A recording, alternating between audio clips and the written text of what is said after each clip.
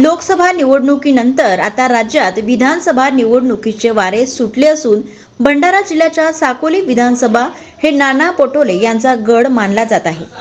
यामध्ये आता महायुतीमधील राष्ट्रवादी अजित पवार गटाने आपला दावा ठोकला आहे।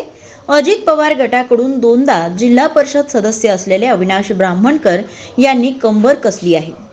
तर साकोली विधानसभा क्षेत्रात अविनाश ब्राह्मणकर यांनी परिवर्तन यात्रा सुरू केली असून नागरिकांच्या समस्या जाणून घेत आहेत।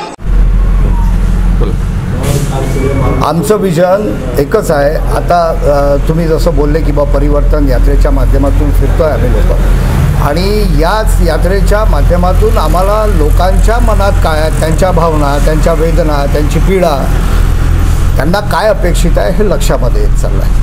आणि त्याच्याच म्हणजे लोकांशी चर्चा केल्यानंतर, किंवा तसंही मी मागच्या 28 वर्षापासून दिवस रात्र मेहनत करतो, ग्रामीण भागामध्ये काम करतो, तर मला बरीचशी कल्पना आहे की लोकांना काय अपेक्षित आहे। तर तेच मुद्दे घेऊन आम्हाला या निवडणुकीमध्ये समोर जावं लागेल। बघा, दोन्ही पक्ष जे आहेत, भारतीय जनता पार्टी आणि राष्ट्रवादी काँग्रेस पार्टी, तर याच्यामध्ये जे वरिष्ठ नेते आहेत ते याच्यामध्ये परफेक्ट डिसिजन घेतील आहेत की उमेदवारी कोणाला द्यायची, चिन्ह काय राहील, आणि दोन्ही पक्ष परिपक्वतेने निर्णय घेतील त्याच्यामध्ये।